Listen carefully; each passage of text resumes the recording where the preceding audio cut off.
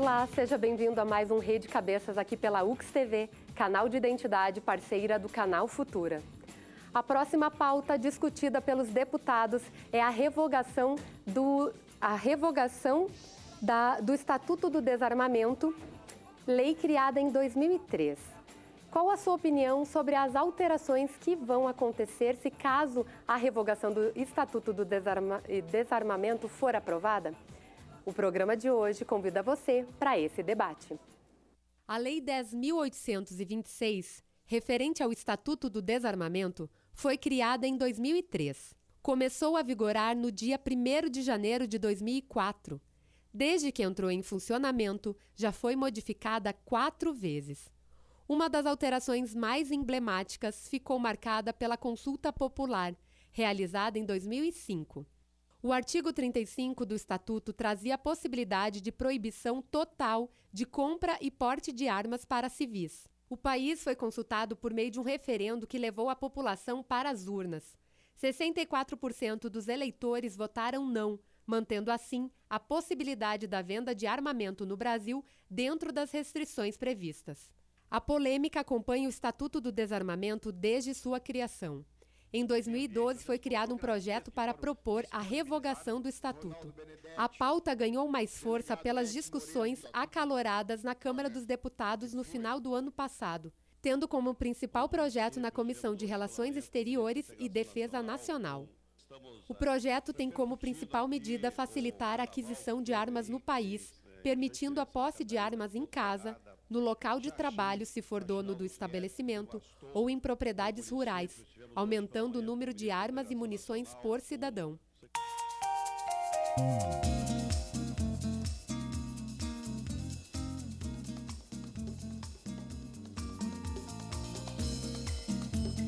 Você é o nosso convidado para participar deste programa ao vivo no horário das 6h30 da tarde, pelos nossos canais de interatividade ou pelo telefone 3218-2194. Dê a sua opinião sobre essas modificações no Estatuto do Desarmamento. Para essa discussão, a gente recebe hoje a participação do Major Emerson Ubirajara de Souza, que é subcomandante do 12º Batalhão da Polícia Militar de Caxias do Sul. Seja bem-vindo. Obrigado. Recebemos a Suelen Santos, que é militante da Marcha Mundial das Mulheres e também militante de outros movimentos sociais. Boa noite. Recebemos o professor Edson Marques, que é coordenador do curso de Direito da Universidade de Caxias do Sul. E também recebemos a participação do jornalista e assessor parlamentar Daniel Correia, que hoje compõe a mesa, realizando questionamentos e também respondendo os questionamentos também. Antes da discussão, a gente vai conhecer as alterações, porque, na verdade, como essas alterações ainda são novas, tem pessoas que ainda não conhecem. Então, a gente chama um material para mostrar quais serão as mudanças se caso essa normativa for aprovada. Olha só. As principais mudanças se for aprovada a revogação do Estatuto do Desarmamento. A proposta dos deputados libera o porte de arma de fogo para o civil que não possuir nenhum antecedente criminal e ter no mínimo 25 anos de idade. Passa a valer o direito de cada cidadão de adquirir e portar na rua até 9 armas de fogo. O número de munição para portadores de armamento passa de 50 balas por ano para 50 balas por mês. Para a utilização, primeiramente, o cidadão precisará fazer um treinamento de manuseio e tiro, além de não responder a processos criminais. O porte de arma sem autorização continua sendo considerado crime. Caso o projeto seja aprovado, passa a ser responsabilidade da Polícia Civil, em conjunto com o Sistema Nacional de Armas, a emissão do registro e porte de armas de fogo. O projeto sugere também a extinção da obrigatoriedade de renovação do registro de arma de fogo a cada 3 anos, tornando-o definitivo. A justificativa alegada é o excesso de burocracia, como o pagamento de taxas tidas como elevadas, a comprovação da necessidade de porte de arma e a observância a outros pré-requisitos formais. Tá aí. A revogação do Estatuto do Desarmamento é um projeto de lei da Câmara dos Deputados Federais. E eles também querem fazer a instituição do Estatuto das Armas de Fogo. O projeto que facilita a aquisição de armas tem apoio da Frente Parlamentar da Segurança Pública, que conta com mais de 200 deputados dos diferentes partidos, entre eles a bancada da bala, como é conhecida. Por outro lado, a proposta foi criticada por entidades ligadas aos direitos humanos, que relacionam o uso de armas ao aumento de crimes violentos. Eu começo com vocês, já questionando a posição de vocês, se vocês são a favor ou contra a essa mudança no Estatuto do Desarmamento. E quais seriam as questões positivas e negativas dessas mudanças? Professor Edson.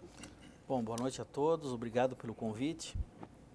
Bom, eu do ponto de vista pessoal, eu sou rigorosamente contra o uso de armas.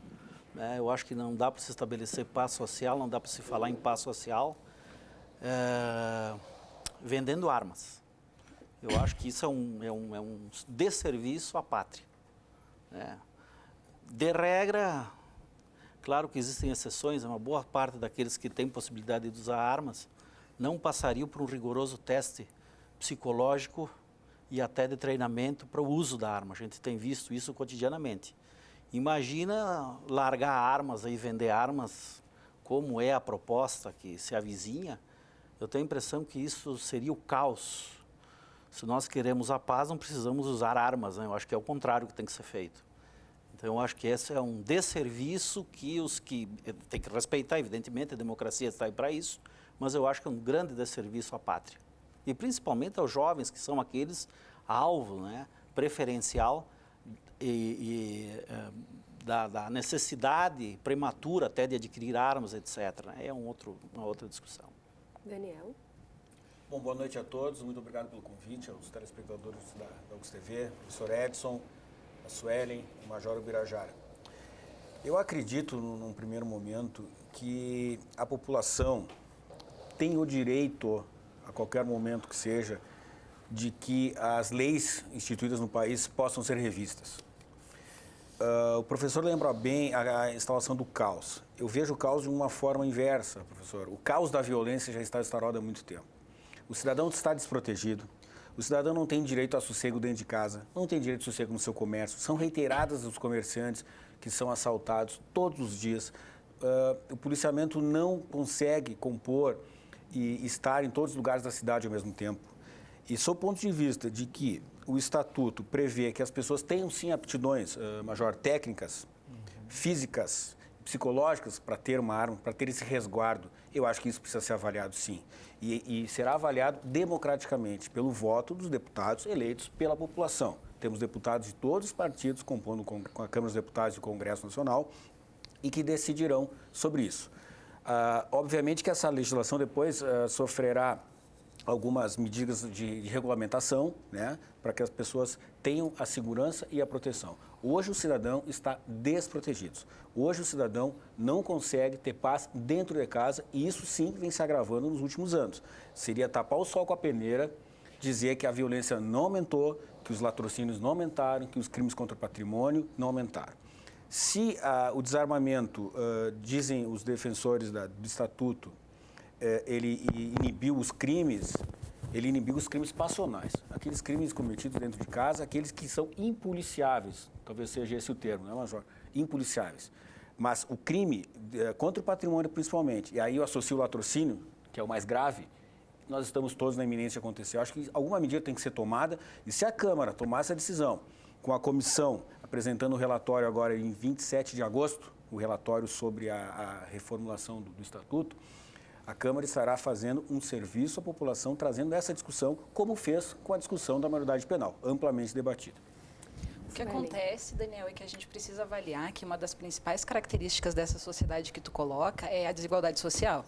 Então, esses índices de criminalidade, de violência urbana, eles se dão nesse contexto, né, de uma histórica desigualdade social muito grande nesse país.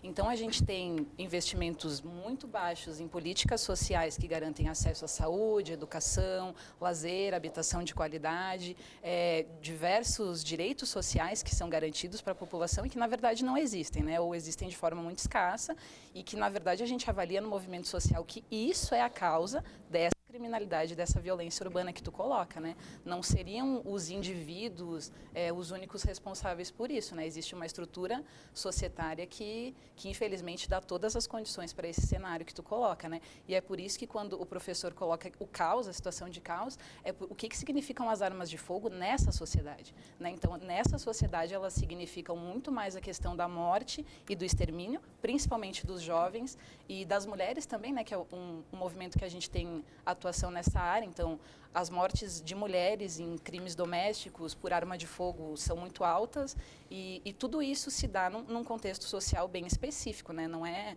apenas pela questão de ter direito à defesa ou não. E, infelizmente, aí nessa sociedade a gente acha que as armas significam muito mais morte do que segurança e defesa, né? Major. Bom, boa noite aos amigos componentes da mesa. Bom, na verdade, a antiga lei do Sinarme, que vinha antes da lei do desarmamento, no meu ponto de vista, já era uma lei boa.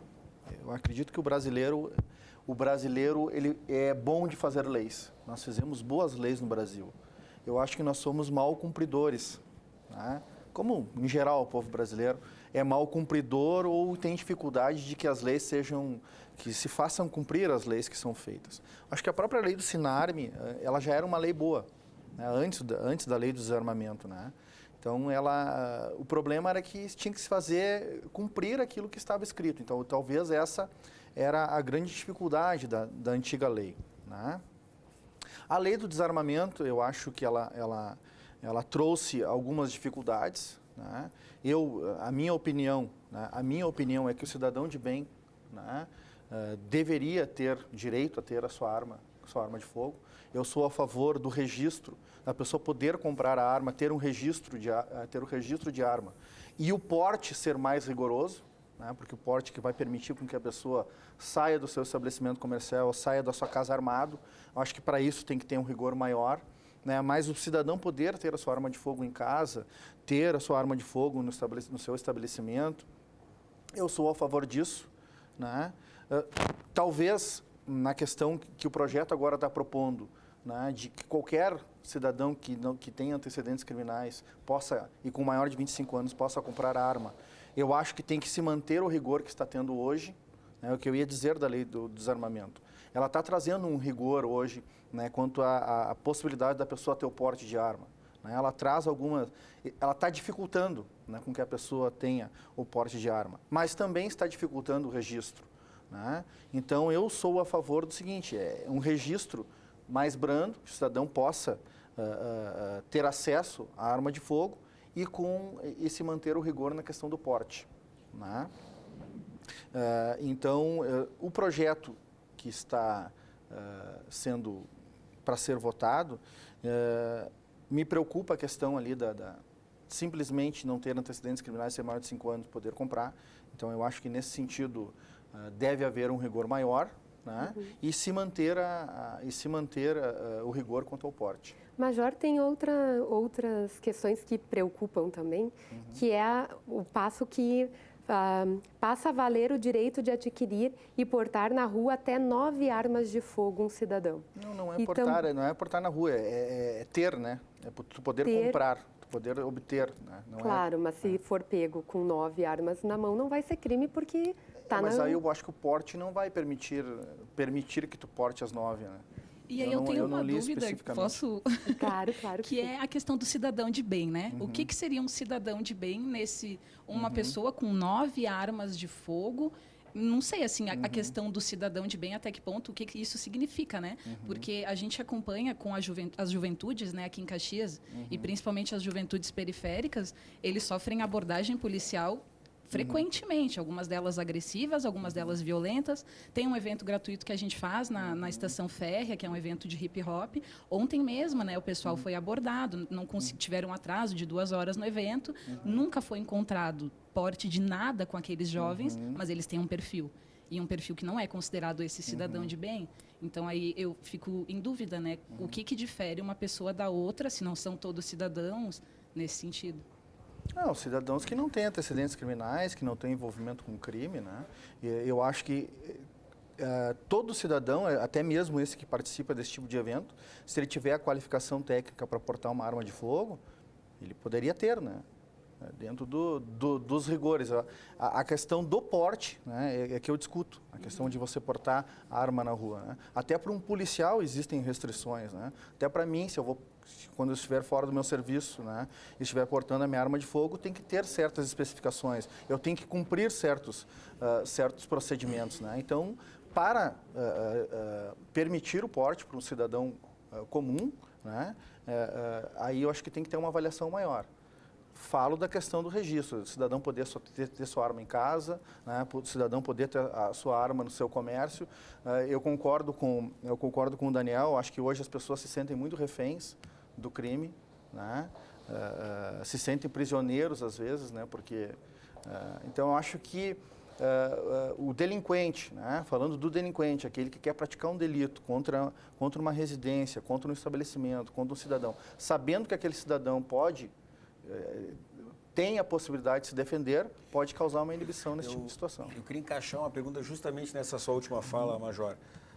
Com a sua experiência de rua, policiamento, e não a teoria, né? Porque a teoria a gente vem aqui e pode ficar horas discorrendo, cada um tem a sua, né? Experiência de rua, policiamento, criminalidade nua e crua. O cidadão, o delinquente, o criminoso, o meliante, seja como seja chamado, enfim, sabendo que um comerciante, que um dono um pai de família, que um morador de quaisquer bairros de Caxias, não estou falando aqui do poderá centro, ter uma arma em casa, poderá ter a sua proteção dentro de casa, proteção para sua família, para o seu filho, na chegada de casa.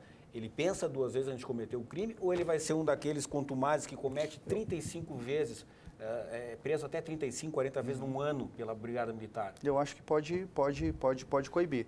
Nós temos até um exemplo aí, nós tivemos uma onda de assalto a lotéricas e até foi noticiado na imprensa um comerciante que tem registro, né, e, se não me engano, até tem porte de arma, que até questionável isso, né, porque ele corre um risco, né, ao fazer a defesa do seu próprio patrimônio, porque em situações anteriores ele foi assaltado várias vezes. Depois que ele começou a adotar essa postura, ele não foi mais assaltado, né?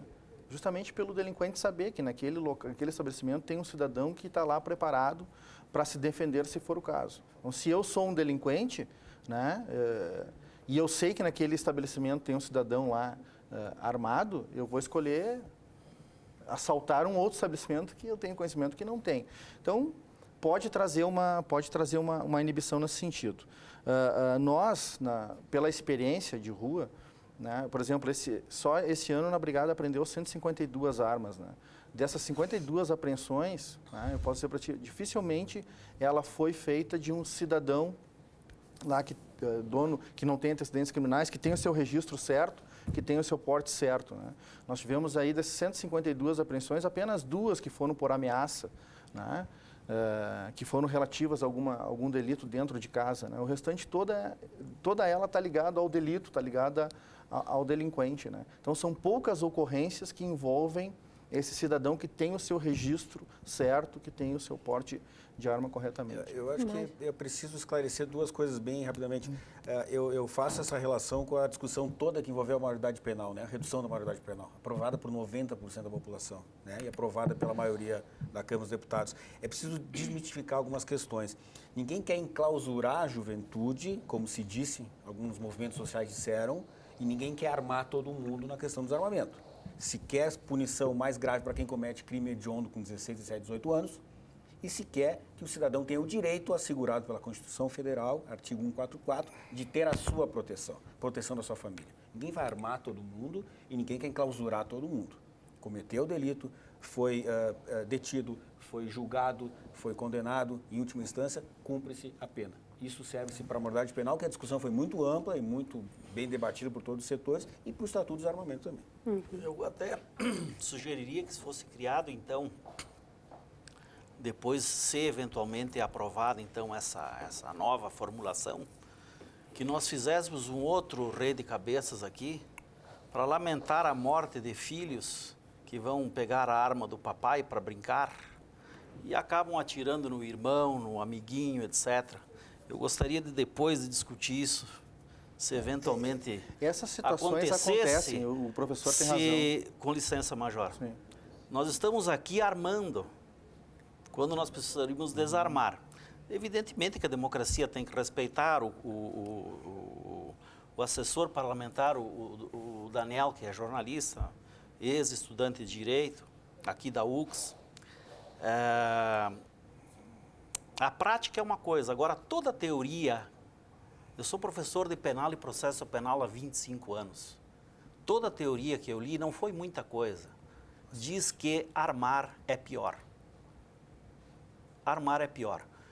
O que precisa é aparelhar o Estado, o Executivo, que é o Major, a Polícia Civil, aqui do Estado do Rio Grande do Sul, que é um Estado rigorosamente conservador e que gosta de armas, para que, por exemplo, recupere as 300 e tantas armas que foram roubadas do fórum, que até hoje nenhuma apareceu. É isso que nós precisamos, porque essas armas vão parar na mão do criminoso. E esse criminoso é que vai nos assaltar, esse criminoso é que vai nos matar, etc. Nada contra o desarmamento, nada a favor do armamento, só que nós precisamos discutir isso profundamente. Nós estamos dando munição para o crime. Nós estamos dando munição para o crime. Professor, mas não é possível Toda a literatura especializada, teórica, e que não se deve desprezar, diz que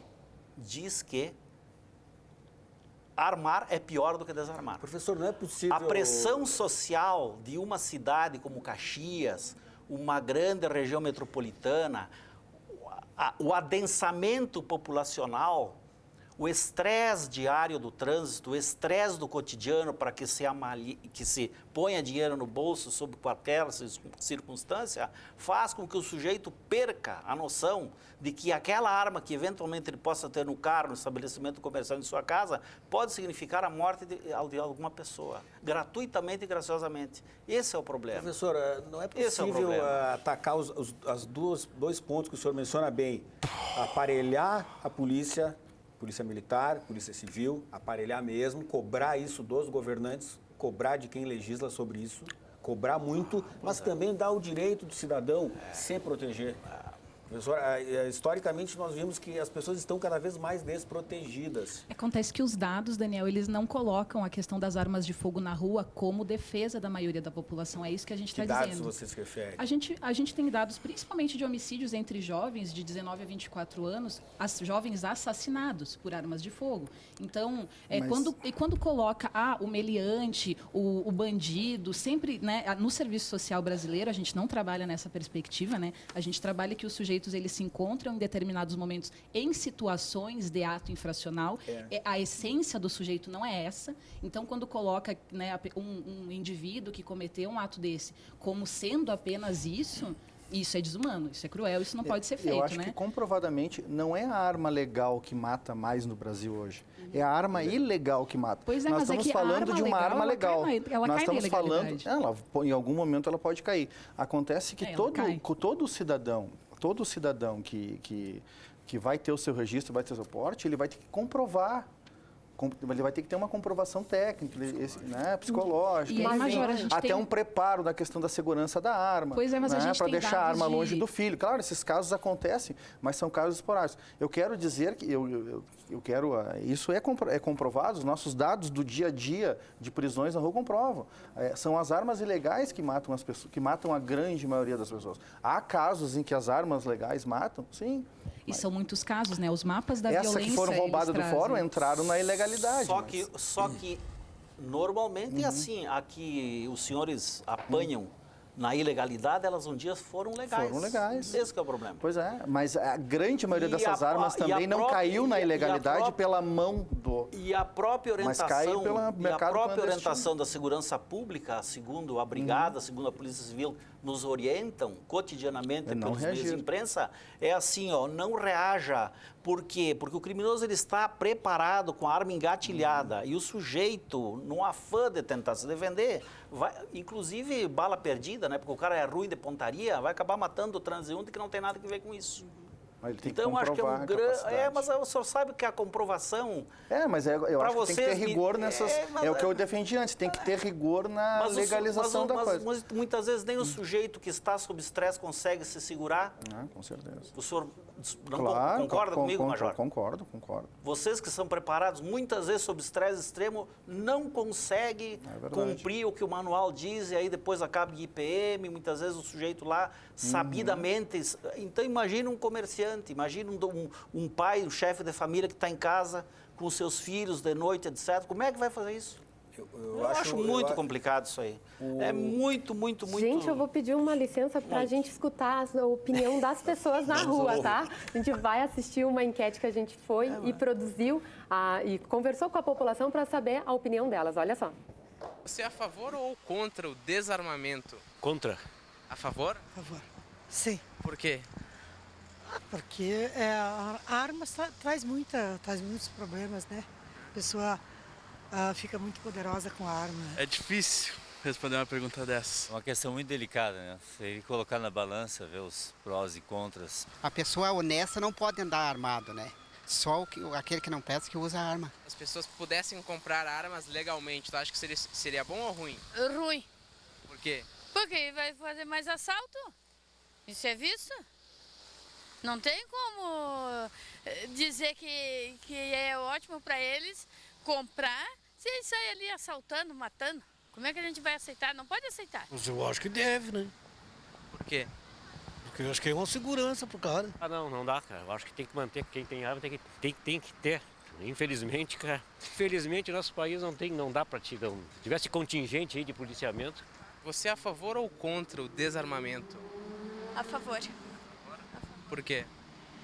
Porque vai com certeza ter mais seguranças nas ruas. A minha família toda é contra. A gente não tem e também não tem nem conhecidos que tenha. Vai o cara lá, atire em alguém. Tu vai se defender como? Se não tiver as mesmas chances de se defender que ele tem de te atacar. Por isso eu sou contra o desarmamento. A favor do desarmamento. Acho que não tem nada mais valioso que a vida, né, do ser humano. E de repente tu está numa situação, tu te encontra ameaçado, tu pode querer reagir se tu tem aquela proteção, né, entre aspas, né, da arma. Eu não tenho, né, porque eu acho que a arma puxa a violência, né. Então, o senhor acha que o direito deve existir? Eu acho que o direito deve existir, porque que o bandido pode andar com a arma e pouco ele é revistado. Não deve comprar arma. Inclusive não tenho arma, tinha uma espingarda quando morava na colônia e dei lá para os meus irmãos, nem quero saber de arma. Tá, aí a gente escutou a opinião das pessoas na rua. Professor Major, na verdade eu começo contigo te questionando, porque das tantas alterações que eles querem modificar, tem a questão do aumento do número de balas, que antes era 50 por ano e agora passa a ser 50 por mês. Para que esse volume tão grande de balas? Na verdade, assim, até não quero ser interpretado mal. Quando eu acho que o cidadão tem que ter sua arma, eu acho que deve ser mais brando o registro, deve se manter o rigor no porte, né? Porque eu acredito que nem toda pessoa tem condições de ter uma arma de fogo. Não são todos, né? E alguns trechos do novo projeto, né, me preocupam, né? Como eu falei antes, todo cidadão que não tem antecedentes criminais e com mais de 25 anos vai poder comprar uma arma. Eu não concordo com isso. Porque eu acredito que tem várias pessoas, não querendo discriminar ninguém, que não têm condições de ter uma arma em casa e não têm condições. Justamente porque a lei ela faz com que a gente tenha que comprovar certas situações, né? Eu acho que o número de armas e o número de munições que era previsto na lei anterior já é o suficiente. 9 armas, por exemplo, né? Dificilmente alguém vai comprar 9 armas. Até antes ela me questionou, né? Alguém que vai ter 9 armas, 6, 7, 9... Eu que sou policial não tenho, é um colecionador, alguma pessoa que é admirador da arma de fogo, né? Que tem simpatia, é um hobby, é um praticante de tiro, né? É um instrutor de tiro, né? Dificilmente se encontra alguém que vai comprar um número de armas e um número de munições nessa quantidade. Obrigada. A gente recebe a ligação do Antônio, daqui do bairro Centro de Caxias do Sul. Olá, Antônio, seja bem-vindo ao Rede Cabeças de hoje. Eu gostaria de fazer uma pergunta para o senhor que está do teu lado direito aí. Professor Eu Edson. sou um cidadão, tenho 63 anos. Sempre tive porte de arma, sempre tive registro de arma. 2 vezes deixaram de me assaltar porque eu estava armado, porque eles viram que eu estava armado. Quer dizer, qual é o direito do governo federal, do governo estadual? É nós dar segurança e nós dar saúde. Saúde, se nós quisermos ter direito, nós temos que pagar um plano de saúde. A gente sabe que o Estado está ruim, está mal, entendeu? Então, não é culpa da brigada. Então, quer dizer, quero saber se me assaltar na minha casa, me levar todos os meus bens que eu tenho, minha televisão, meu carro, será que o governo teria que nos pagar, porque é ele que tem que nos dar segurança. Agora, querer nós tirar o direito de nós andar armados para defender a nossa família, defender o nosso estabelecimento, já que eu tenho 2 microempresas, eu sempre andei armado, nunca puxei de revólver para ninguém, nunca precisei de puxar, tomara que não precise, mas se um dia precisar que o bandido me der uma chance, eu vou fazer uso da minha arma. Ok, obrigada, seu Antônio, pela participação. Tá Professor bom? Edson. Muito obrigado, hein? Bom, respondendo então ao nosso telespectador, o seu Antônio, eu mantenho a minha posição. Ainda bem que ele nunca precisou usar e tomara que nunca precise usar arma. Né? Porque ele, com a arma dentro de casa, ele põe em risco a família dele e a sua própria vida. Né? Porque o bandido, o criminoso, isso a segurança pública nos orienta, diz que o sujeito vai preparado para matar, vai preparado para qualquer coisa. E não se sabe muitas vezes em quantos vão. Então, daqui a pouco, o seu Antônio ele poderá, tentando, imaginando que pode reagir, acabar provocando, então, até uma gravidade maior com relação à sua família. Eu mantenho a minha posição, são casos isolados, né? Eu acho que tem que respeitar quem tem o direito, etc. Ninguém está aqui para tirar direito de ninguém, mas como foi pedido, a opinião, né? E nós sabemos que, por exemplo, que o Estatuto de Desarmamento foi uma exigência do Banco Mundial, a partir de 98, para diminuir a quantidade de armas curtas, essa é a história do Estatuto de Desarmamento. O Banco Mundial pediu que o governo brasileiro, que o Congresso Nacional fizesse um esforço legislativo para criar o Estatuto do Desarmamento, para diminuir a quantidade de armas curtas que estavam à disposição das pessoas. E isso foi feito, de certa forma, parece que inibiu, pelas estatísticas que se tem, a UERJ do Rio de Janeiro é pródiga em estatística nesse sentido, diminuiu bastante significativamente o crime com armas curtas, legais. Mas, evidentemente, que a gente não pode aqui imaginar que a ilegalidade vá diminuir ou arrefecer o crime. O ilegal vai continuar assaltando, vai continuar usando. A grande questão é por que o Estado não faz um esforço para retirar essas armas ilegais. Isso é um problema, né? Eu recebo os nossos convidados aqui e eu já vou fazer uma observação importante, porque a gente sabe que ele foi votado, o projeto de lei foi criado em 2003, em 2005 foi criado o referendo, perguntando para a população quem era a favor ou quem era contra, por causa do artigo 35, que proibia a venda de armas para todo mundo, proibia, e a população votou não. Ok. Em 2012, o Congresso puxou essa discussão e a gente foi atrás porque a gente tem várias pautas discutidas no Congresso que estão gerando muita polêmica, como a redução da maioridade penal, como o Estatuto da Família e como o Estatuto do Desarmamento. E a nossa equipe de produção coletou algumas informações que a gente pode discutir a partir daí. De acordo com os dados levantados pelo Tribunal Superior Eleitoral, mais de 70% dos candidatos que receberam legalmente doações de campanha da indústria de armas e munições se elegeram em outubro de 2014. 14 deputados federais e 7 deputados estaduais. Ao todo, fabricantes de armas e munições destinaram 1,73 milhões de reais para políticos de 12 partidos em 15 estados. Metade desses recursos ficou com os candidatos do PMDB e do Democratas do Rio Grande do Sul e de São Paulo.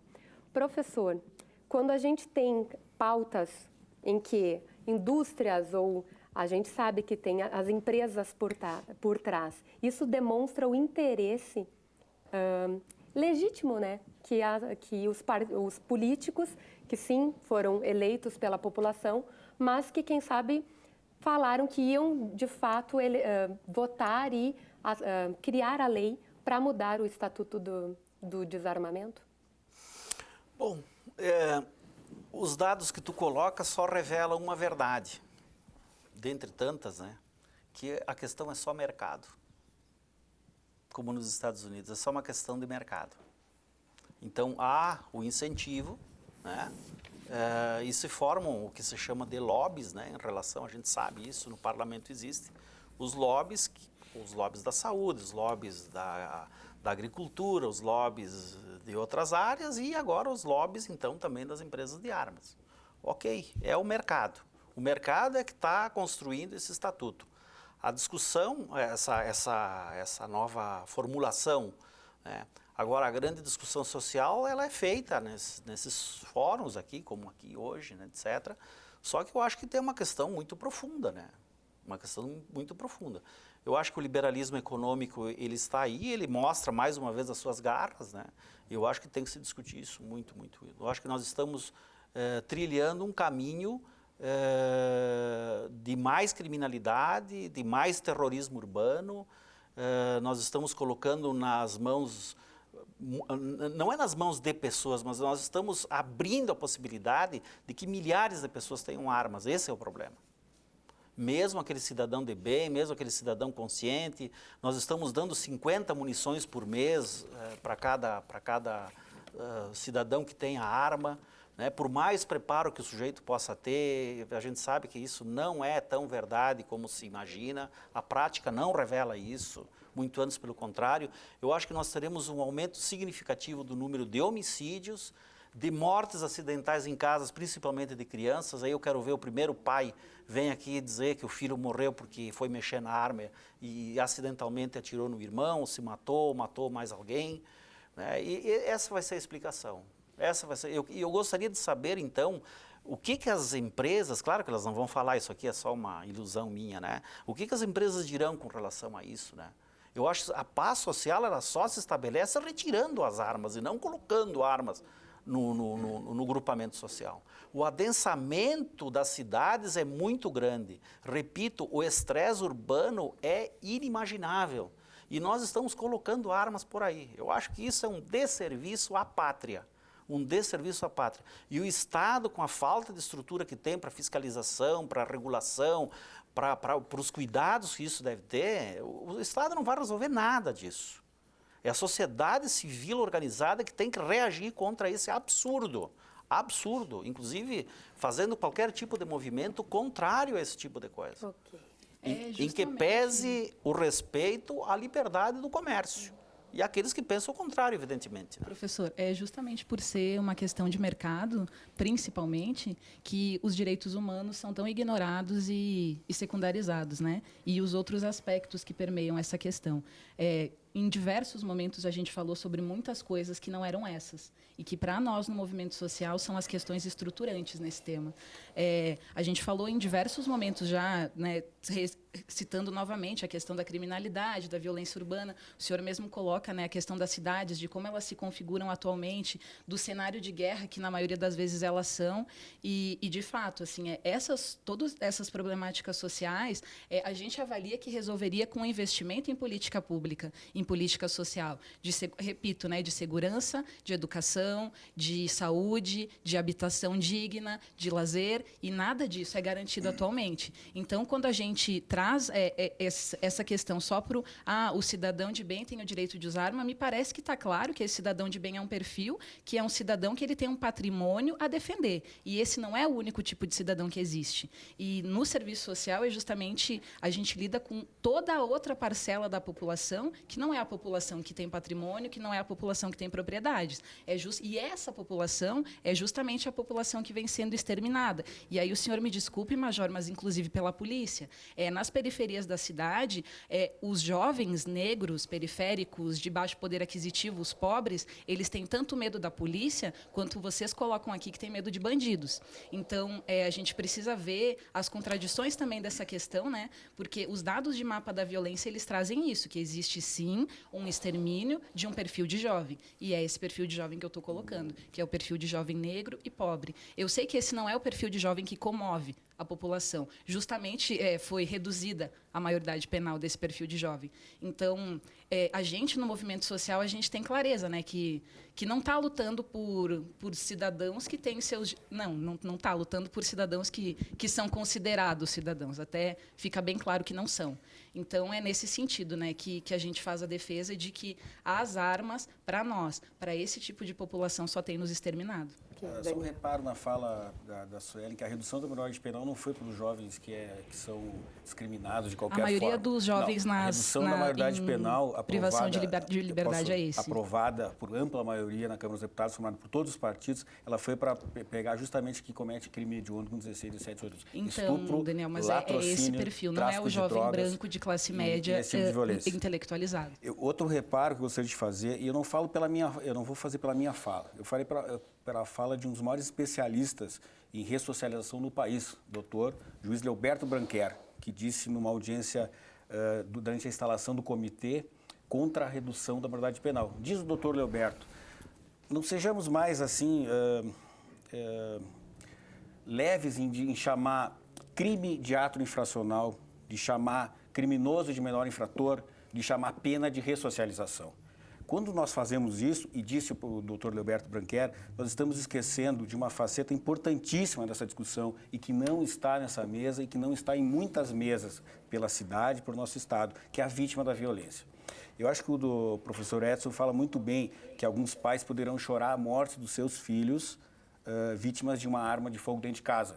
Mas, professor Edson, quantos pais têm chorado a morte dos seus filhos dentro de casa por assaltantes que entram, invadem e não dão o direito à defesa? São muito mais pais, muito mais mães. São crianças que ficam órfãos nessa situação. Então, quando eu digo que a vítima da violência não é tratada, ela não é tratada. Eu cansei de ver nos últimos anos em Caxias do Sul audiências públicas para tratar do menor infrator, para tratar do ressocializando, que é o cidadão que está em processo de ressocialização nos presídios, mas nunca...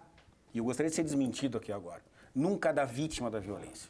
Daniel, essa que sofre todos os dias a ação reiterada desproporcional da violência. Para essa vítima, nós, cidadãos, não fazemos audiência pública, não falamos em contexto social e não pensamos. E essa vítima, sim, que cobra a mudança no Estatuto de Desarmamento.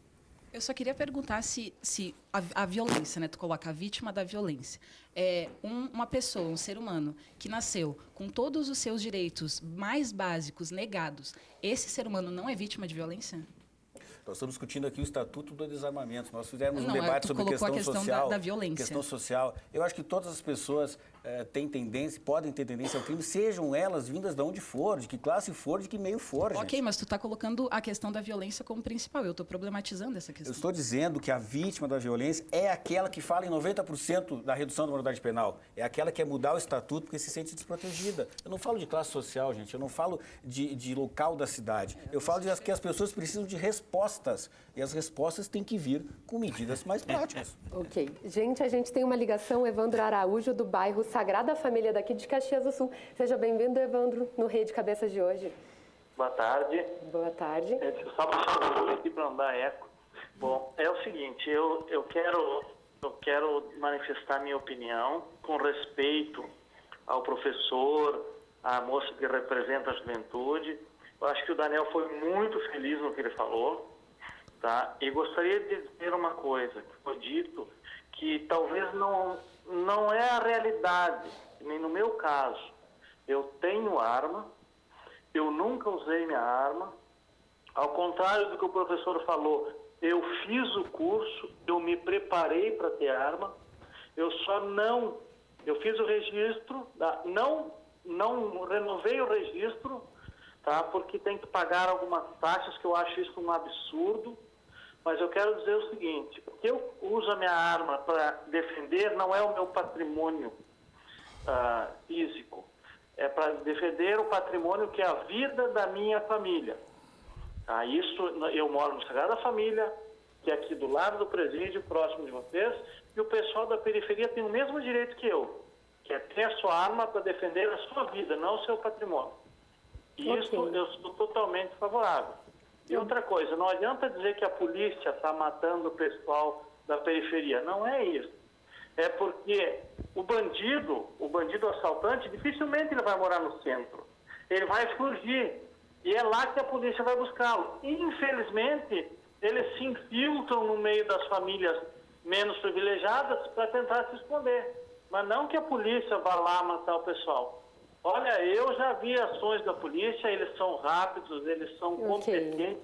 Só que, infelizmente, a polícia não consegue estar em todos os lugares. Então, assim, Daniel, você foi muito feliz. Tem que tratar a vítima da violência. Tá bom? Muito obrigado. Obrigada pela participação. Major, vamos atualizar para o pessoal. Quem é que pode ter arma hoje? Não foi revogado ainda o estatuto, eles estão em votação e tal. Hoje, quem pode ter arma? O Estatuto de Desarmamento, ele traz ali, eu não lembro agora de cabeça, né, todas na verdade, os requisitos, né, que a pessoa tem que cumprir, né, para ter uma arma de fogo. Obviamente, tem que comprovar, né, não ter antecedentes criminais, e até isso que eu ia geralmente falar, dá o meu conceito de cidadão de bem, né?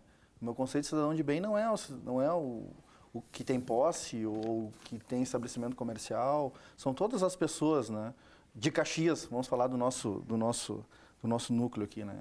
Todas as pessoas de bem que não têm antecedentes criminais. Esse é o meu conceito, que não cometeu crime, que não comete delito, que não matou ninguém, que não assalta, que não rouba, que não consome droga, que não mata por causa da droga, que não rouba por causa da droga. Então, um cidadão de bem é aquele que trabalha, é aquele que tem a sua vida tranquila, né?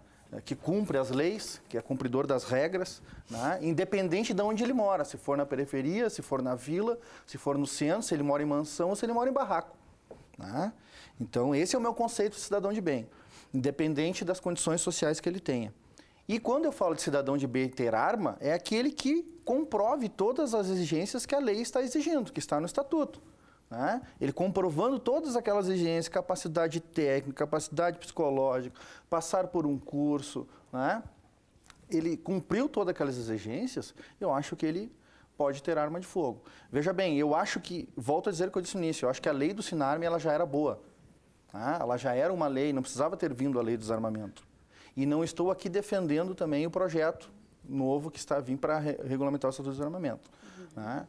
Até me assusta em algumas situações, como policial, eu me preocupo. Volto a dizer, a questão de qualquer cidadão que comprove não ter antecedentes criminais e ter mais de 25 anos, ter acesso à arma, isso me preocupa. Porque daí realmente eu defendo a arma para aquela pessoa que vai comprovar todas as exigências, né, que já estão previstas hoje, né, que vai passar por um curso, que vai ter uma qualificação. Major, a gente recebeu uma ligação do Jorge Ribeiro, que é do bairro Marechal Floriano, e ele fez uma observação falando das fronteiras, que quando o Estatuto foi criado, não foi pensado nas fronteiras, tanto que a maior parte das armas ilegais que a gente tem em circulação é do mercado negro. Clandestino. Né? Isso. A ideia do tráfico de armas, ao invés, quem sabe, de discutir a questão do estatuto e aumentar o número de balas, de munições e tal, quem sabe não deveria se preocupar com a questão do tráfico?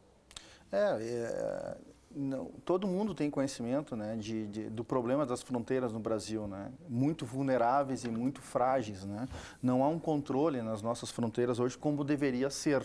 E isso facilita, na verdade, a questão do tráfico, não só a questão das armas, né, mas nós temos aí elevação nos números de roubo de veículos, por exemplo, na cidade, e sabemos que há um mercado clandestino, que os veículos roubados em Caxias acabam saindo daqui para ultrapassando as fronteiras. Então, assim como as armas, também outras situações, né? Então, eu acho que deveria ter, sim, uma campanha efetiva, né? Uma preocupação do governo federal, né, relativo às nossas fronteiras para melhorar a fiscalização, né, e evitar esse mercado clandestino. Porque as armas, volto a dizer, a grande maioria das armas envolvidas em delitos não estão regularizadas, estão numa situação de ilegalidade. Ok. Gente, a gente está encaminhando para os finalmente. Eu começo a rodada de um de cada lado, pode ser? Começo com o professor Edson. Bom, então, para encerrar, né? Eu queria dizer que quando o Daniel fala sobre a vítima, eu acho que, na verdade, essa discussão, essa vitimização acaba sendo esse assunto acaba sendo uma escolha muito emocional.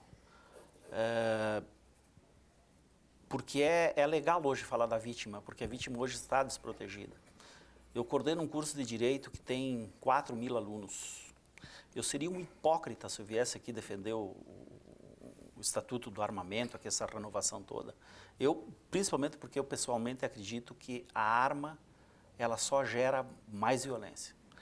E essa história da vitimização é uma escolha emocional. Então, um debate sobre vítima, a vítima e o criminoso e vítima, é um debate que não é muito legal de se fazer, porque o Estado ficou tão fraco em relação a dar segurança à população, que hoje o grande debate, principalmente para amealhar votos e amealhar sucesso e fama, é falar sobre a vítima. Ok. Obrigada, professor. Antes de dar a palavra para você, Daniel, a gente recebe de novo a ligação da Rita, que é do bairro Bela Vista. Olá, Rita. Tudo bem? Seja bem-vinda ao Rede Cabeças de hoje. Oi, querida. Tudo bem? Tudo bom. Ótimo. Qual a sua pergunta, dona Rita? Mas olha, hoje em dia eu te digo uma coisa. A minha arma é Deus. Polícia, querido. Tá tudo uma coisa. Saltaram 3, 4 vezes aqui, polícia. Me arrancaram até o soalho.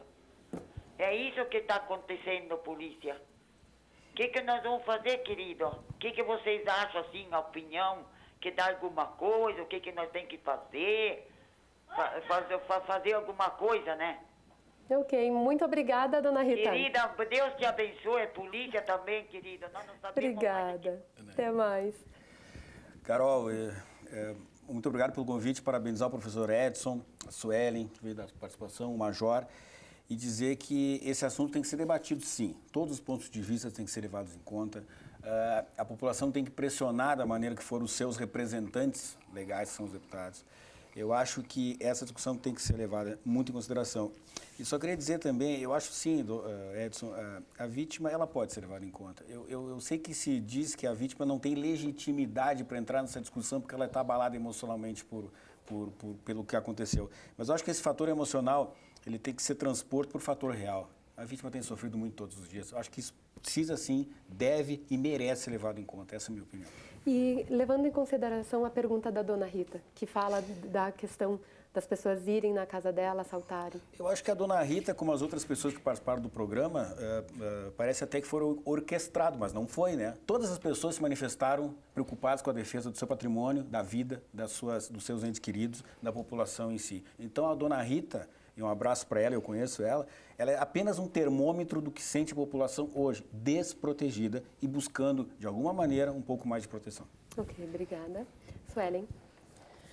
Olha, Carol, eu acho que para finalizar, retomar, né, a questão de que, para nós, na defesa da vida da juventude, na defesa da vida das mulheres, na defesa da vida da população pobre, o que a gente gostaria é que houvesse investimentos em políticas públicas de garantia de direitos.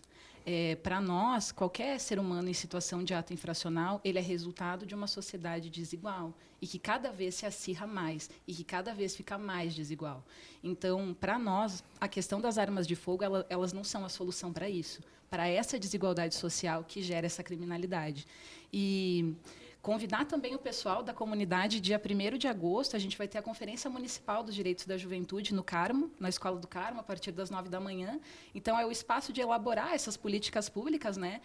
A gente sabe que a gente está vivendo um momento de conservadorismo muito forte, de criminalização dos movimentos sociais e das juventudes mais periféricas, enfim, a gente está vivendo um momento de criminalização mesmo, onde basta ter nascido nesse perfil para ser considerado criminoso. Infelizmente, é isso que a gente vive, é isso que a gente sente na pele, é isso que a gente ouve dos jovens iguais a gente. Então, para nós, assim, esse apelo, né, de que hajam investimentos em políticas públicas para a juventude que atualmente não existem. Então, a questão da criminalidade, ela não é só culpa dos jovens e nem só desses considerados meliantes e tudo mais, né? Então, nesse sentido, para a gente fica o apelo, né, para que a gente veja sempre no outro um ser humano que é produto de uma sociedade. Obrigada, Suelen. Major. Bom, para completar, eu só comentar o que o professor falou antes, da questão das armas dentro de casa. Concordo com o senhor, mas eu acho assim, ó, será que existe armas dentro de casa hoje? Será que já não existe uma grande quantidade de armas dentro de casa hoje? Será que já não existem armas no comércio, né, com comerciantes? Eu acho que já existe. Na verdade, qualquer revogação do estatuto talvez venha para tirar muitas pessoas da ilegalidade. Muito cidadão de bem, que não tem antecedentes, que não comete crime, que é um trabalhador, né, que tem a sua arma dentro de casa, mas está com a sua arma na ilegalidade. Que, na verdade, o Estatuto do Desarmamento veio a trazer muitas regras, inclusive um cidadão se manifestou quanto ao valor para a renovação do registro, renovação do porte. Realmente o Estatuto ele trouxe um rigor muito grande. Sou a favor do rigor no porte, volto a dizer, né? Acho que na questão do registro, né, para aquela arma que vai ficar dentro de casa, vai ficar dentro do estabelecimento, poderia-se haver, né, um pouco mais de uma situação mais branda quanto a isso, né? Então eu acho que o projeto, né, tende a... o objetivo dele talvez seja isso, né? Tirar muita coisa daí, muitas armas que hoje já se encontram dentro de casa, tem muita arma dentro de casa já, com o cidadão de bem, né? Mas que estão na ilegalidade em razão do rigor. Okay. E eu quero encerrar dizendo o seguinte, existe um pensamento lá de que eu sou instrutor de tiro, casualmente, né? Na brigada, para a brigada. E o Samuel Colt, lá, que é o inventor do revólver, ele tinha um pensamento que eu acho que é apropriado. E ele falava o seguinte, que pessoas matam pessoas, armas não matam pessoas. Ou ao contrário, armas não matam pessoas, quem matam são as pessoas que estão por trás da arma, né? Okay. Então, a arma por si só não mata ninguém. Ok. Obrigada, Major, Daniel, professor Edson, Suelen e você que nos acompanhou ao vivo aqui pela UX TV. A gente se encontra em um próximo debate. A gente sabe que discutir sobre a questão do Estatuto do Desarmamento não se encerra aqui. Outras discussões virão. Até mais. É isso aí.